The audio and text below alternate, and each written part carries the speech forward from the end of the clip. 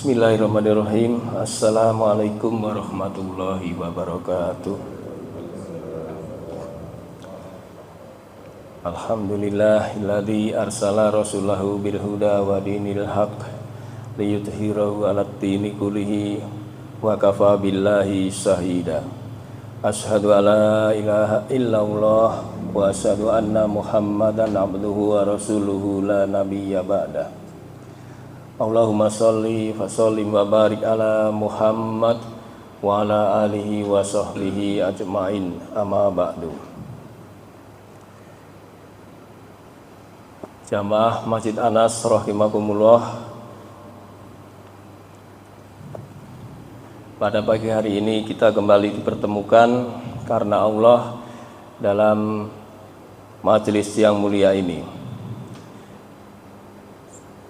Salawat dan salam semoga tercurah kepada junjungan kita Nabi Muhammad Sallallahu Alaihi Wasallam. Kulsub pada pagi hari ini mengenai tawakal kepada Allah. Kita sebagai umat muslim wal mukmin diperintahkan untuk bertawakal kepada Allah Subhanahu wa taala. Apa sih tawakal itu? Sering kita dengar tawakal, tapi bagaimana dengan prakteknya tawakal ini? Secara bahasa, tawakal dari kata wakala, yang artinya menyerahkan, mempercayakan. Nah, ini dibungkus kalimat itu dengan bersandar kepada Allah. Tawakallah, bersandar kepada Allah. Kenapa mesti bersandar? Bukankah kita bisa berdiri sendiri? Ya. Kenapa kita mesti bersandar? Ternyata kita tidak bisa berdiri sendiri, maka harus bersandar.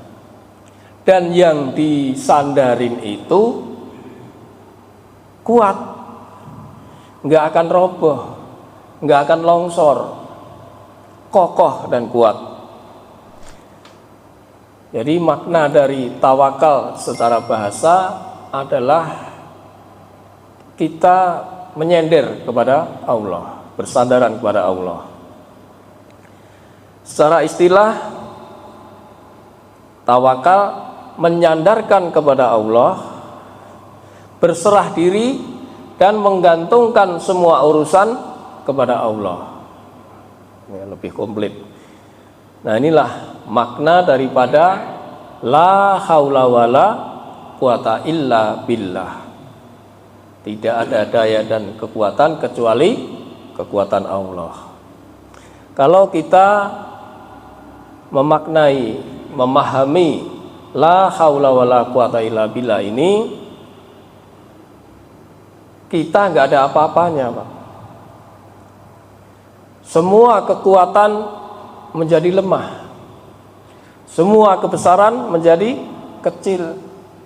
Hanya Allah yang maha kuat, hanya Allah yang maha besar. Dan Allah lah pemberi rezeki, dan Allah lah yang maha mempunyai kekuatan sangat kokoh. Innallaha wa razzaqu dzul quwwatil matin. Sungguh Allah, dialah pemberi rezeki yang mempunyai kekuatan lagi kokoh. Nah, itu tawakal secara artinya. Nah, menurut Ibnu Abbas, tawakal itu cukup percaya sama Allah. Gampang apa mudahnya? Cukup percaya kepada Allah. Tapi ternyata prakteknya banyak yang tidak percaya kepada Allah. Tapi tawakal itu sendiri harus diiringi dengan kasab. Kasab itu usaha. Ikhtiar itu pilihan. Selain diiringi dengan kasab atau usaha, juga dengan doa. Adapun hasilnya diserahkan kepada Allah Subhanahu wa taala. Ini harus yakin, Pak. Kalau kita percaya dengan ini, udah adem, kita punya senderan yang kuat, yang kokoh, udah tenang, Pak. Namun karena memang karakter manusia kadang mengandalkan kekuatannya sendiri, bahwa saya bisa ini, saya bisa itu. Padahal semua itu Allah yang ngatur. Nah, orang yang bertawakal ini sebenarnya akan dicukupkan. Nah, ini makanya tadi percaya, kalau kita yakin percaya adem. Makanya tawakal, orang yang bertawakal akan dicukupkan. Wa may yattaqillaha yaj'al lahu makhraja. Barang siapa bertakwa kepada Allah, niscaya dia akan membukakan jalan keluar baginya. Ini takwa. Tapi ayat selanjutnya, wa yarzuqhu min haitsu la yahtasib. Dan dia akan memberi rezeki dari arah yang tidak disangka-sangka. Poinnya di sini, wa may yatawakkal 'alallahi fahuwa hasbuh. Dan barang siapa bertawakal kepada Allah, niscaya Allah akan mencukupkan keperluannya. Poin ya Pak ini Pak. Barang siapa bertawakal kepada Allah, Allah akan mencukupkan keperluannya. Yakin nggak kita bertawakal kepada Allah nih? Bagaimana posisi tawakal sekarang?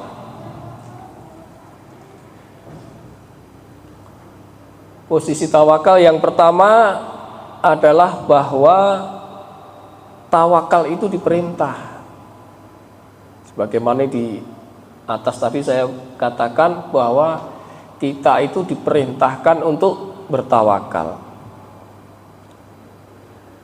Allah berfirman di dalam surat At-Taqabun ayat 13, A'udzubillahi minasyaitonirrajim. Allahu la ilaha illahu wa 'alallahi falyatawakkalul mu'minun. Dialah Allah, tidak ada Tuhan selain Dia, dan hendaklah orang-orang mukmin bertawakal kepada Allah. Perintah atau anjuran ini Pak. Hendaklah orang-orang mukmin bertawakal. Perintah ini Pak. Dan tawakal ini menjadi ciri orang beriman. Nah, orang yang bertawakal menjadi ciri orang yang beriman. Ada di surat Al-Anfal ayat 2 itu.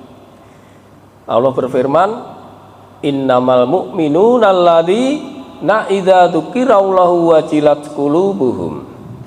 Sesungguhnya orang-orang yang beriman adalah yang apabila disebut nama Allah gemetar hatinya. Wa idza tuliyat alaihim ayatuhu zadathum imana wa ala rabbihim yatawakkalun. Dan apabila dibacakan ayat-ayatnya kepada mereka, mereka bertambah kuat imannya. Dan hanya kepada Tuhan mereka bertawakal. Nah, inilah hakikat tawakal. Bahwa tawakal itu merupakan ciri yang beriman, dan tawakal itu diperintah.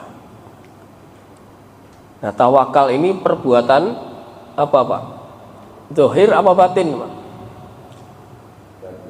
Batin. Perbuatan hati. Tawakal hahuna, kata Rasulullah gitu. Tawakal itu ada di hati.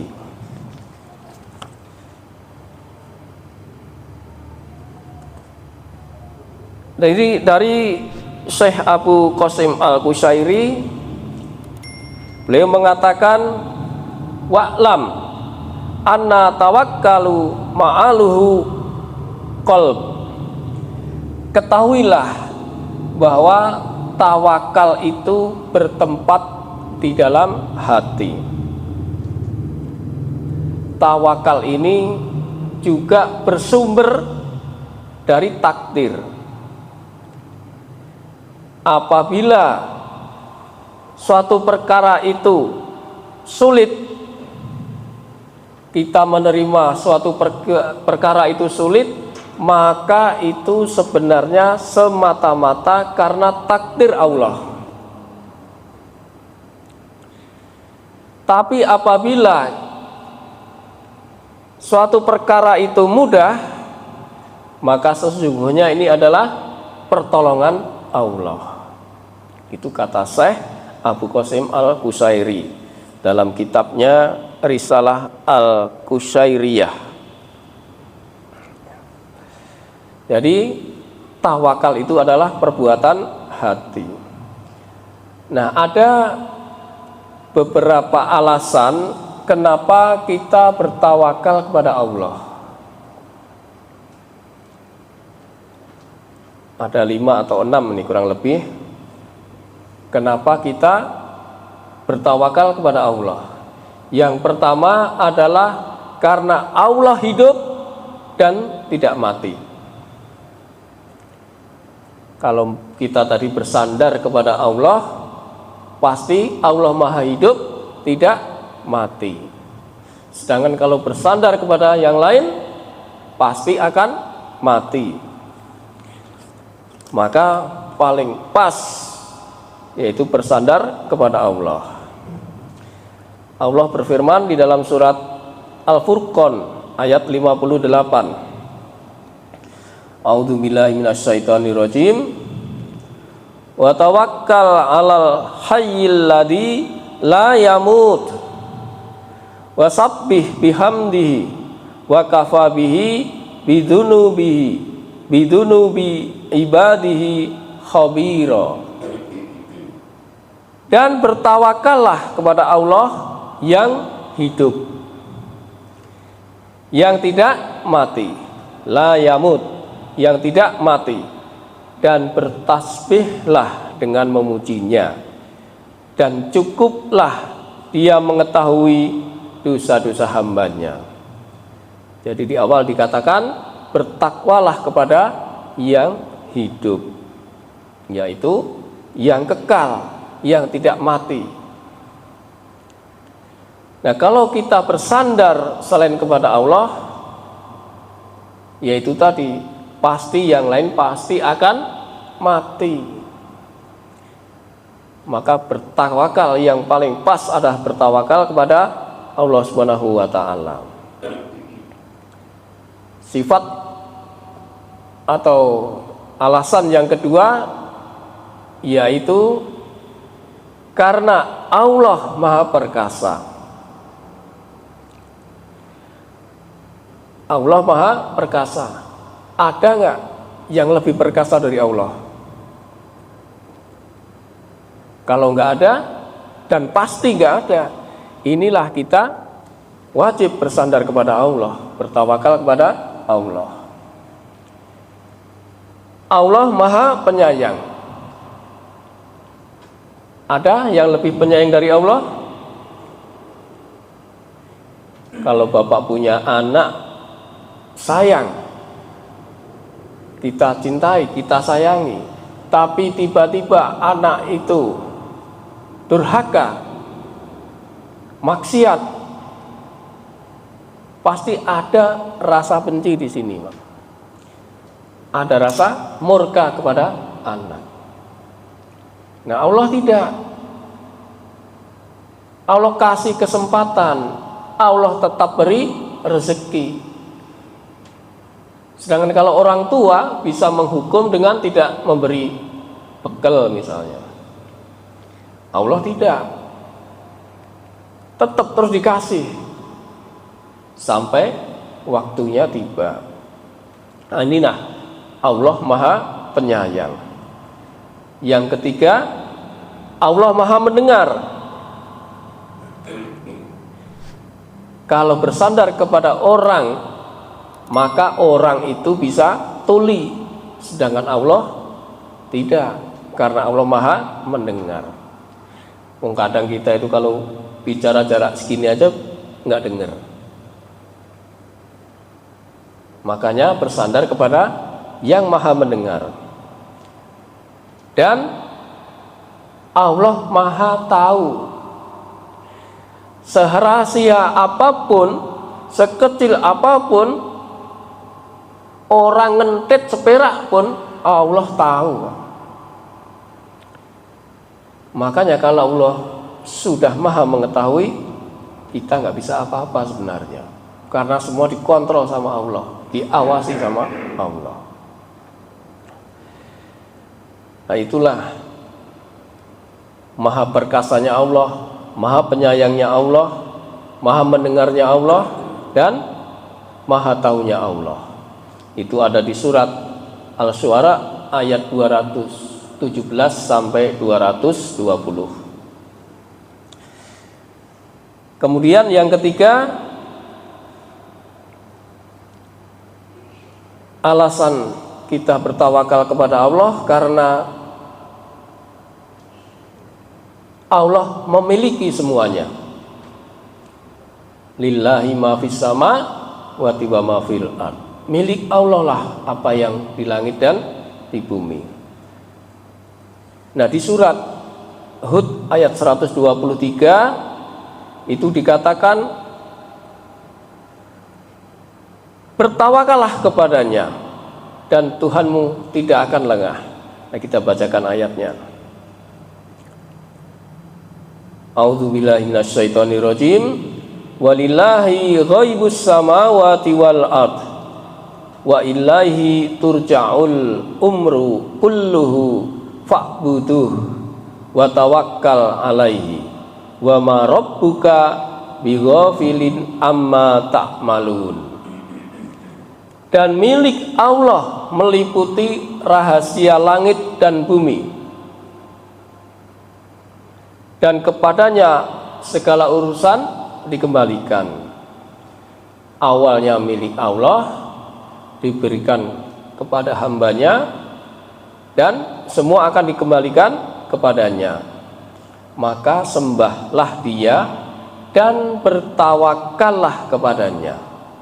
Perintah tawakal. Dan Tuhanmu tidak akan lengah terhadap apa yang kamu kerjakan. Jadi diperintah tawakal. Nah, alasan selanjutnya yaitu selain Allah pasti tidak cukup. Jadi Allah yang mencukupkan. Sebagaimana tadi di surat At-Tolak tadi ya, ayat 3 tadi. Barang siapa yang bertawakal kepada Allah, Allah akan cukupkan keperluannya. Nah, ini alasannya selain Allah, kalau kita bertawakal kepada selain Allah pasti tidak cukup. Itu ada di surat Al-Ahzab ayat 3. Surat ke-33 ayat 3. Wa tawakkal 'alallahi wa kafa billahi wakila. Dan bertawakallah kepada Allah dan cukuplah Allah sebagai pemelihara. Dah komplit ya. Dalam ayat lain disebutkan, ini surat apa ya, lupa ini. Oh, At-Taubah ayat 129, Pak. Fa in tawallau faqul hasbiyallah la ilaha illahu alaihi tawakkaltu wa huwa rabbul arsil azim. Maka jika mereka berpaling dari keimanan, maka katakanlah Muhammad, cukuplah Allah bagiku, tidak ada Tuhan selain Dia, hanya kepadanya aku bertawakal, dan Dia adalah Tuhan yang memiliki ars yang agung. Itulah alasan-alasan mengapa kita bertawakal kepada Allah. Satu lagi, Allah Maha Penolong. Allah Maha Penolong ada di surat Al-Imran ayat 160. A'udzubillahi minasyaitonirrajim. In yansurkumullahu fala ghaliba lakum wa iyyakhdhulkum faman dzalladzi yansurukum min ba'di wa 'alallahi falyatawakkalul mu'minun. Jika Allah menolong kamu, maka tidak ada yang dapat mengalahkan kamu. Berarti kalau tidak ditolong, mafhum mukhalafahnya, kamu bisa kalah. Tetapi jika Allah membiarkan kamu, tidak memberi pertolongan, maka siapa yang dapat menolong setelah itu? Karena itu hendaklah kepada Allah saja orang-orang beriman itu bertawakal. Nah, itulah perintah kepada kita untuk bertawakal kepada Allah, bersandar kepada Allah. Beberapa alasan tadi, ada 5 atau 6 tadi, kita punya alasan kenapa kita bertawakal kepada Allah. Sampai sini kira-kira gimana, Pak?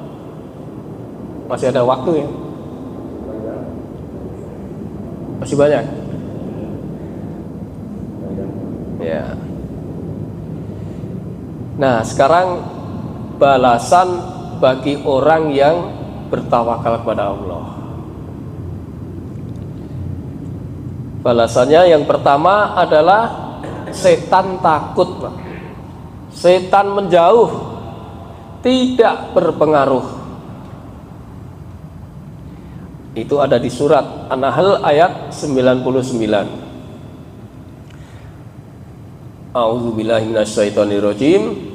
Innahu laisalahu sultanun 'alal ladzina amanu wa 'ala rabbihim yatawakkalun. Sungguh setan itu tidak akan berpengaruh terhadap orang yang beriman dan bertawakal kepada Tuhan. Ini janji Allah nih, Pak. Maka kalau kita bertawakal, setan menjauh. Tapi harus diiringi dengan iman. Karena beriman dan bertawakal, ini satu paket, Pak, nggak bisa misah. Nggak bisa beriman doang tapi nggak bertawakal. Ada kan, Pak? Yang ngaku beriman tapi nggak bertawakal. Bertawakal tapi nggak beriman. Jadi harus satu paket. Nah, ini setan tidak berpengaruh pada orang seperti ini, Pak. Mau ya, Pak, tawaran ini, Pak? Tawaran Allah ini.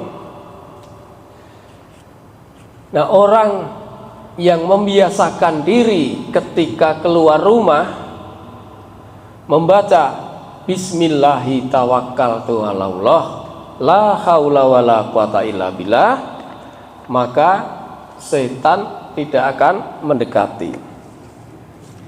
Saya bacakan hadisnya dari Anas bin Malik radhiyallahu anhu, bahwa Nabi SAW bersabda, apabila seseorang keluar dari rumahnya lalu membaca Bismillahi tawakkaltu 'alallah la haula wala quwata illa billah, dengan nama Allah aku bertawakal kepada Allah, tidak ada daya dan kekuatan kecuali dengan kekuatan Allah. Dikatakan kepadanya saat itu, kamu telah diberi petunjuk, kemudian telah dicukupkan dan telah dipelihara.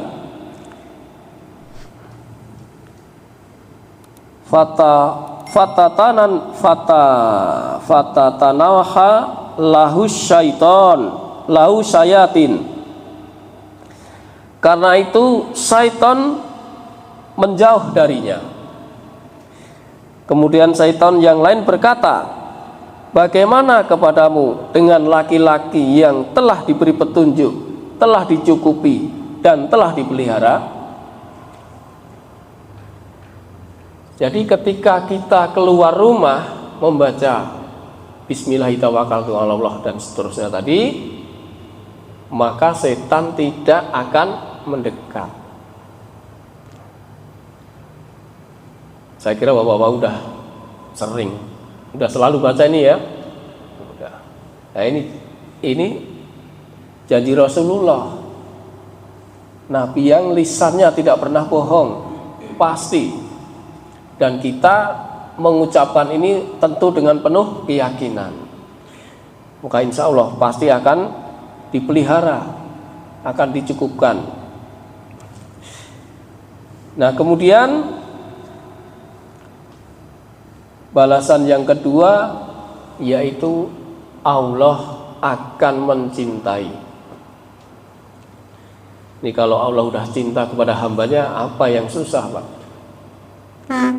Hanya dengan bertawakal Allah akan cinta kepada kita. Itu ada di surat Ali Imran ayat 159 di akhir ayat itu Pak.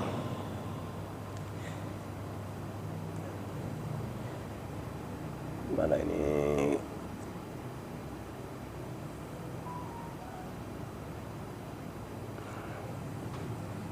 Di akhir hayat ya Pak, di akhir hayat itu dikatakan, maka bertawakallah kepada Allah. Sungguh Allah mencintai orang yang bertawakal. Allah mencintai orang yang bertawakal. Udah, ini balasan kedua ini kira-kira masih sanggup kan Pak kita bertawakal kepada Allah? Karena kalau udah cinta, nggak ada yang dikhawatirkan Pak. Pasti Allah akan membackingin. Nah kalau backingnya Allah udah nggak ada yang bisa mengalahkan.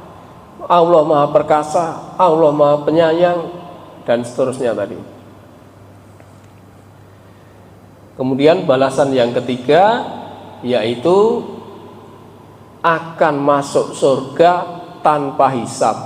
Nah ini seru lagi Pak.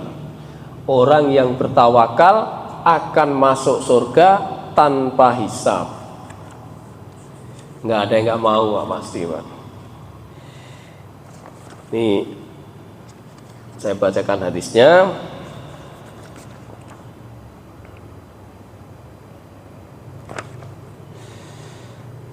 Rabbku Azza wa Jalla telah menjanjikan kepadaku bahwa 70.000 orang dari umatku akan dimasukkan ke dalam surga tanpa hisab dan tanpa siksa. Jadi janji Allah akan memasukkan hamba 70.000 orang tanpa hisab dan tanpa siksa. Mau ya Pak? Masalahnya kita termasuk nggak yang 70.000 ini? Ya Pak Zul. Setiap 1.000 dari jumlah tersebut terdapat 70.000 orang lagi. Wah, ada peluang nih. Mereka adalah umatku yang tidak melakukan tiaroh. Nah, ini kecuali orang yang tidak melakukan tiaroh, tatoyur Pak, tidak meminta untuk diruqyah tidak berobat menggunakan ke. Ya. Wa ala rabbihim yatawakkalun, dan hanya kepada Rabb mereka lah mereka bertawakal. Hadis riwayat Ahmad dan Bukhari. Jadi dari 70.000 orang itu akan dimasukkan ke dalam surga tanpa hisab, tanpa siksa. Dari 1.000 orang yang 70.000 itu ada 70.000 lagi, tapi dengan catatan ia tidak tatoyur, yaitu menggantungkan nasib kepada sesuatu. Misalnya orang ketiban cicak, dia meyakini bahwa akan ada orang yang meninggal. Nah, ini tatoyur, nggak boleh seperti itu. Ayam berkokok di malam hari, meyakini adanya orang hamil. Janda apa perawan? Janda nah. Mau perawan hamil. Nah, itu nggak boleh, itu tatoyur. Kemudian tidak meminta ruqyah, Pak. Dan tidak berobat dengan yaitu besi dipanaskan itu, Pak. Nah, itu sudah dilarang semuanya, Pak. Maka ini kalau orang menghindari ini semua dan bertawakal kepada Allah, insya Allah masuk surga tanpa hisab, tanpa siksa. Amin. Mudah-mudahan kita ya, Pak ya. Nah, itulah tawakal juga harus diiringi dengan kasab atau usaha. Nggak bisa saya bertawakal, nggak bisa. Tapi harus usaha dulu. Kisah sahabat itu yang dari jauh kemudian datang naik kuda terus langsung masuk masjid. Lalu ditanya oleh Rasulullah, apakah kudamu sudah diikat? Apa jawab sahabat? Saya bertawakal kepada Allah. Apa kata Nabi? Tawakal bukan begitu. Ikat dulu kudanya, baru kamu bertawakal kepada Allah.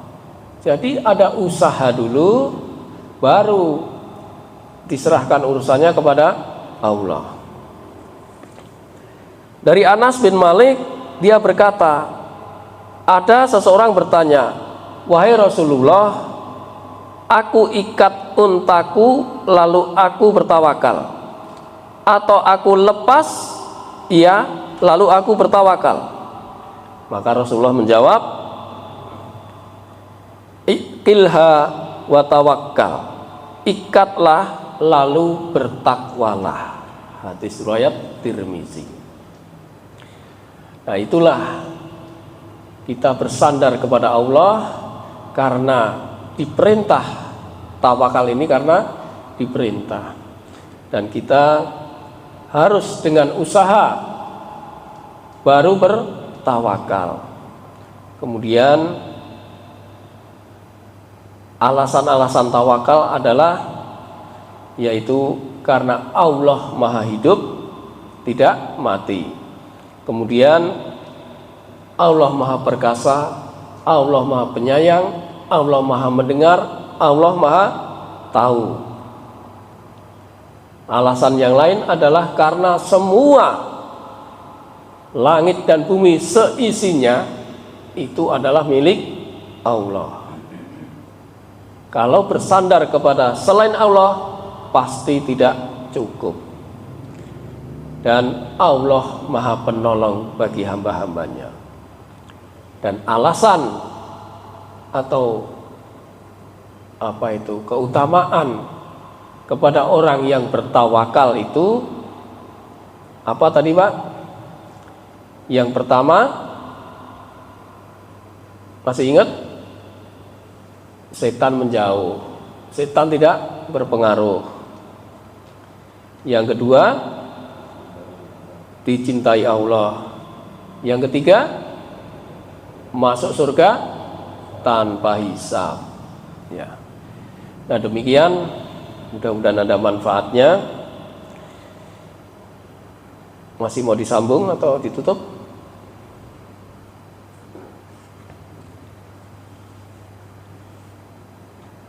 Kalau enggak, kita tutup, kita diskusi di luar. Sambil minum teh ya, Tat. Udah ada tuh gorengan. Baik, kita akhiri kajian pada pagi hari ini. Mudah-mudahan ada manfaatnya bagi kita semua. Kita akhiri dengan membaca kafaratul majlis. Subhanakallahumma wa bihamdika asyhadu alla ilaha illa anta astaghfiruka wa atubu ilaik. Billahi taufik wal hidayah. Wassalamualaikum warahmatullahi wabarakatuh.